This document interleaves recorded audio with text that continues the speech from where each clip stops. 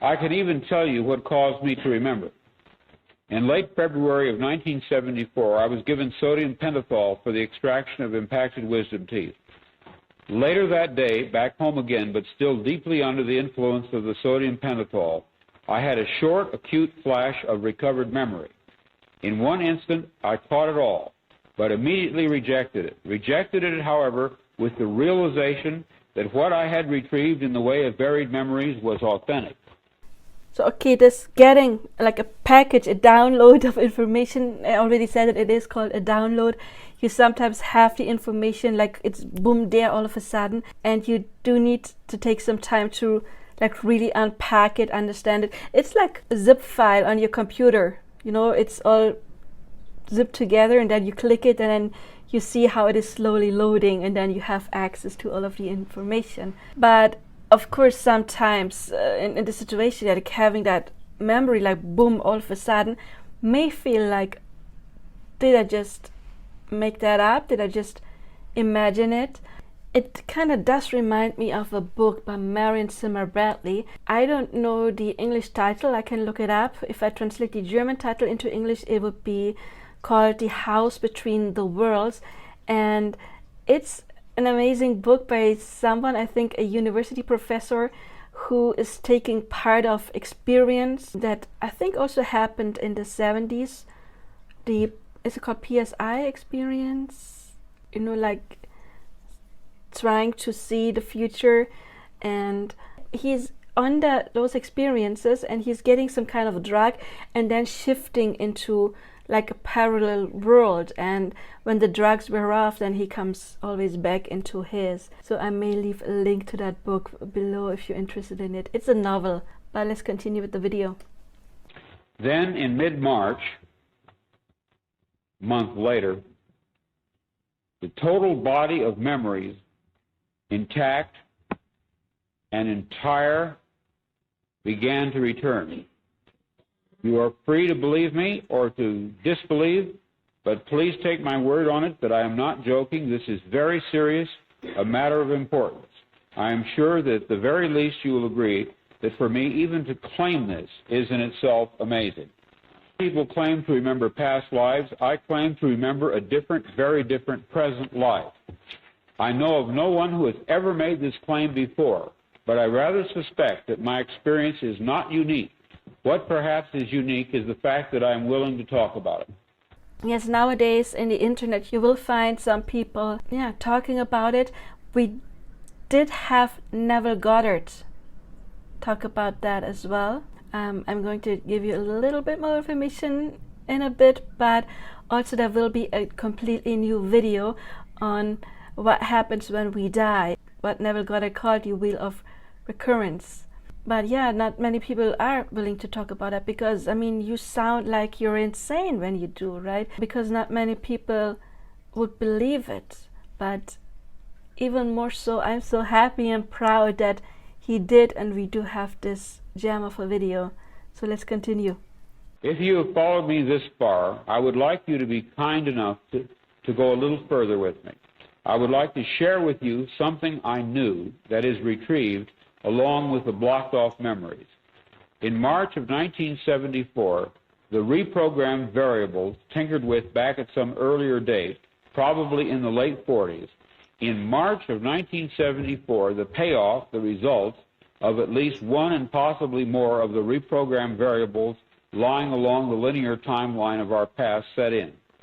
What happened between March and August of 1974 was the result of at least one reprogrammed variable laid down perhaps 30 years before, setting into motion a thread of change which culminated in what I am sure you will admit was a spectacularly important and unique historical event, the forced removal from office of a President of the United States, Richard Nixon, as well as all those associated with him.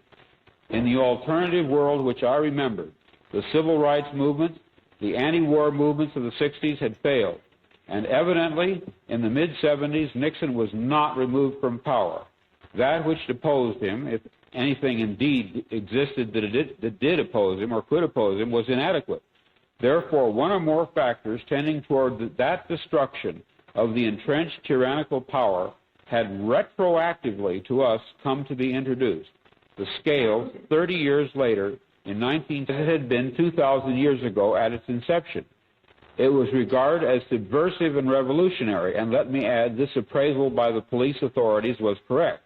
Unfortunately, the copy we have seems to be an old videotape, and some parts were edited, as I used earlier as an example, right? So there is a gap missing. I'm sorry about that. That was not on me.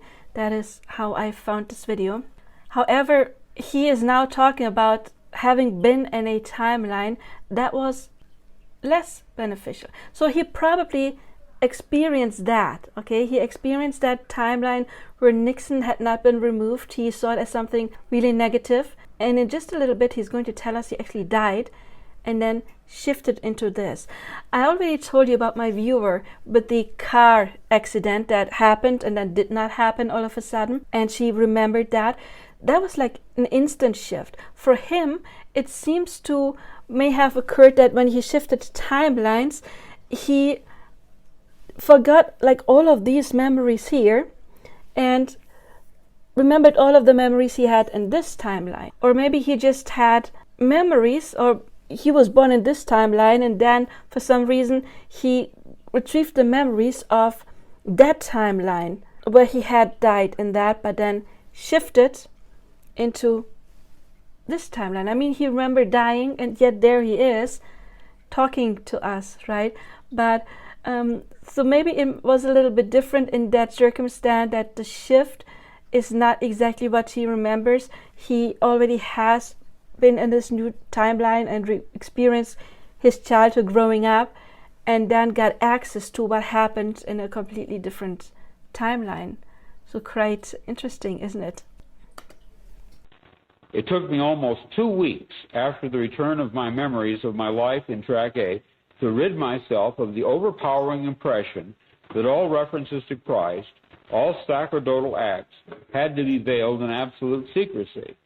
But historically, this fits the pattern of a fascist takeover, especially those along Nazi lines.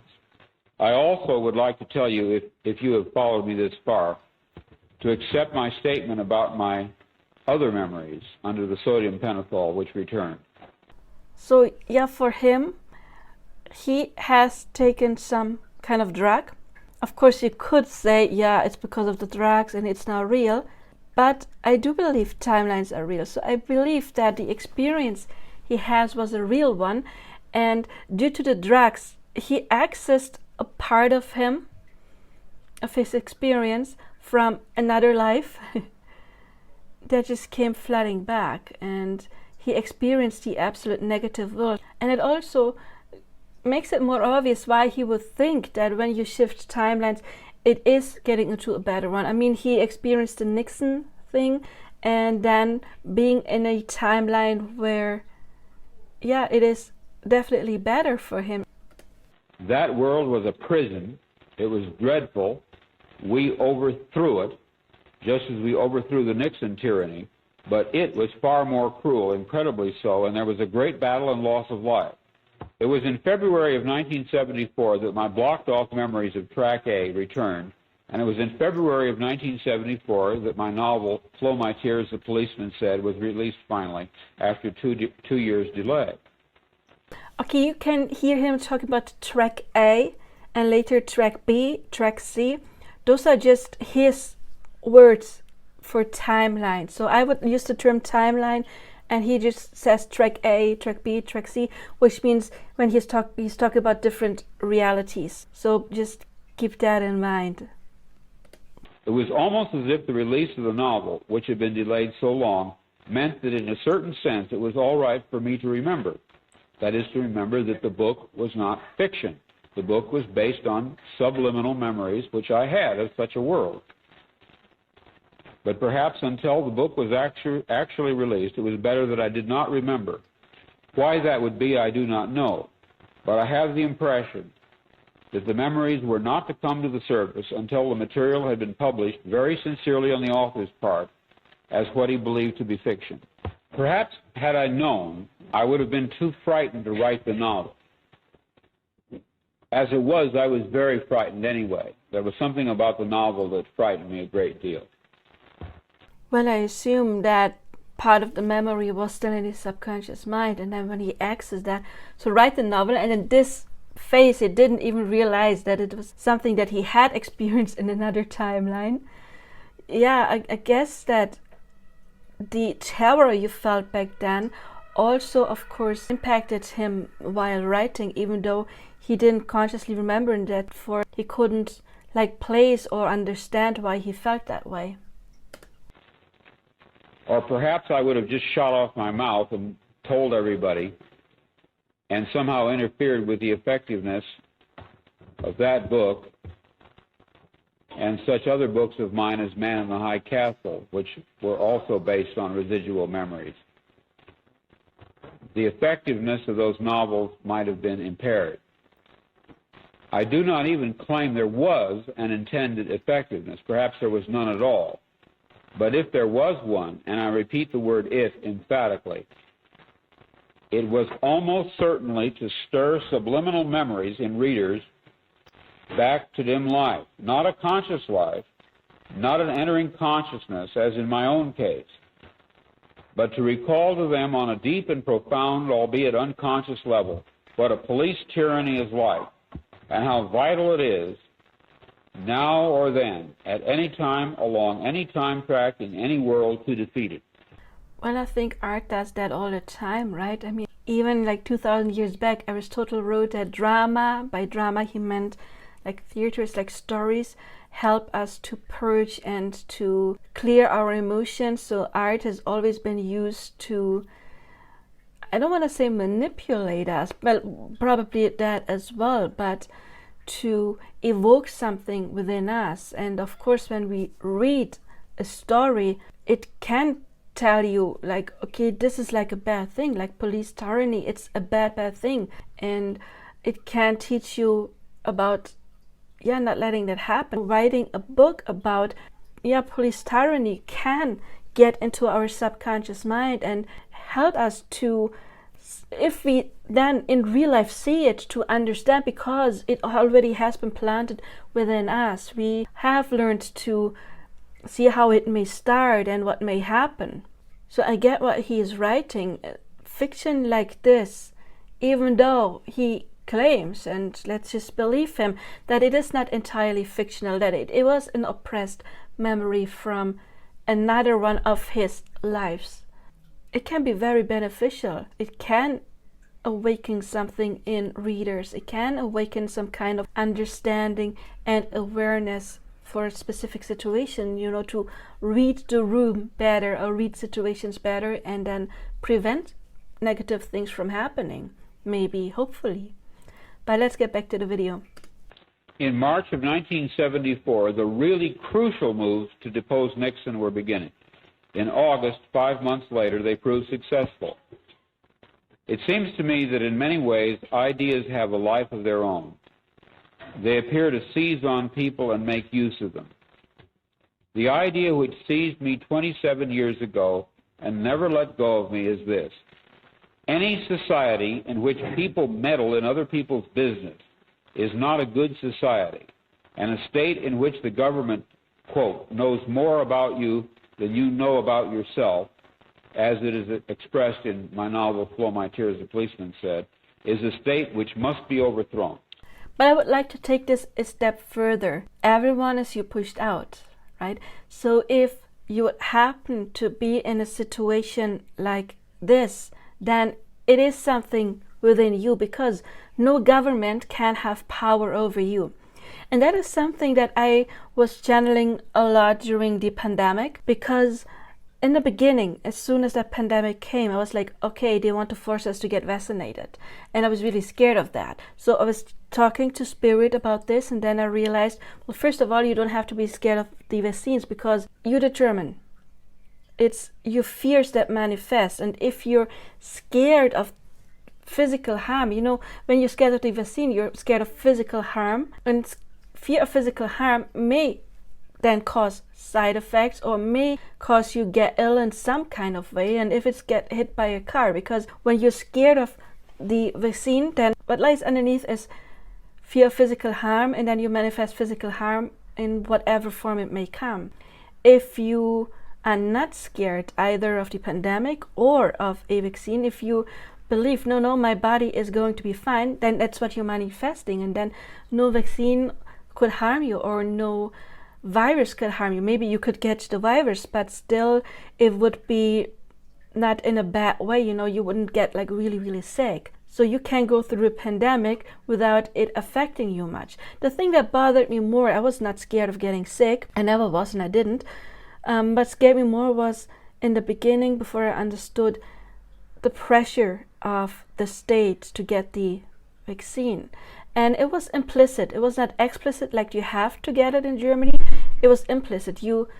If you don't get it, well, you don't get into your, grocery shopping store. You don't get to buy something. You don't get to meet anyone. So it was very implicit. But I was channeling spirit, and I was wondering, okay, if we manifest everything ourselves, and I am in a timeline where the pandemic happened, even though there's a timeline where it didn't happen, what within me got me here?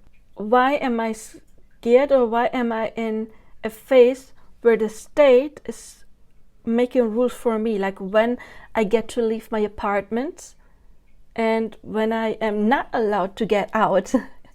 You have to stay at home. You're not allowed to meet people, and if you meet people, then only in small groups. You're not allowed to do this, you're not allowed to do that. And so I did a little research. By research, I don't mean external, but more like asking myself, meditating, channeling spirit. And the answer I got was, you manifest everything ourselves. And when we're children, there is authority as well. We have our parents that make rules for us. Then we get into school or maybe kindergarten. We have rules that we have to follow, that they're set. And some children don't have a problem with authority. For those astrologers out there, I'm in Moon in Aquarius and Aquarius midheaven. I do have a problem with authority. So I don't like it when people tell me what to do, and I like to make my own decisions. For example, when I had like strict teachers, I couldn't really deal with that. I always liked the one that are more laid back. That's what I like. And even at the university, if I go to a class and there's like a teacher, I see they have like a broom up their butt, I don't go there again. I go to another class where that teacher or professor is more like down to earth, like loose. I prefer that. So someone who has problems with authority and following rules, not that I don't follow like laws, of course I'm a decent person. But I like to decide myself what store I can go to and when to get out and whom to meet and stuff like that, And I'm self-employed because I don't want to have a boss. So this childhood thing, and remember, we get programmed in the first 7 years of our lives. To me, then, when we're adults, and you have to get mirrored back your assumptions, like there is someone who is more powerful than me that's telling me what to do. As an adult, I'm 40 years now, it's no longer my parents, obviously. So that is now taking a different form, and that form it then took is the state. So I do have the assumption I have a problem, and it took a while for me to get it mirrored back in the outside, is that there is something that has power over me. And part for me on my ascension journey and manifesting journey was, wait, everyone is being pushed out. I'm the God in my reality. No one has power over me, only as long as I give them. So that was something that I realized, that I was confronted with something that was the old programming of having authority over me that I had to clear and deal with. So if you are, as he said, Philip K. Dick, in a situation like a police state, and those do still exist in this world, and some of us souls are incarnated, they choose as their basic setting, they're programming that setting, others didn't. So if they're confronted with a situation like this, then it is something within themselves that put them into that situation, because everything is our mirror, and we can change that, not by fighting so much on the outside, but by going internally and changing the assumption, and then manifesting a shift.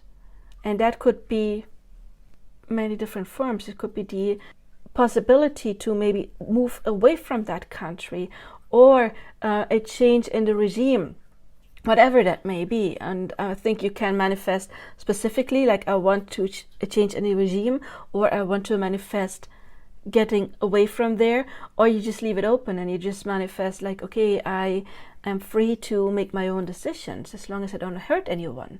So when he says a state like this must be overthrown, somewhat agree. But again, it should not be with more like violence. It should not be, there's no one to change but self, as Neville Goddard said. So there is something that must happen within ourselves. So I kind of disagree with him, but still kind of agree as well. Leave your comments. What do you think about that? But let's get back. It may be a theocracy, a fascist corporate state, or reactionary monopolistic capitalism, or centralistic socialism. That aspect does not matter.